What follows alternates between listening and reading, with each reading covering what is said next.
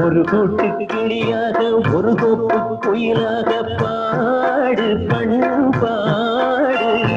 இறை தேட பறந்தாலும் திசை மாறி திரிந்தாலும் கூடு ஒரு கூடு என்னென்ன தேவைகள் அண்ணனை கேளுங்கள் ஒரு கூட்டு கிளியாக ஒரு கோப்பு குயிலாக பாடு பண்பாடு இறை தேட பறந்தாலும் திசை மாறி தெரிந்தாலும்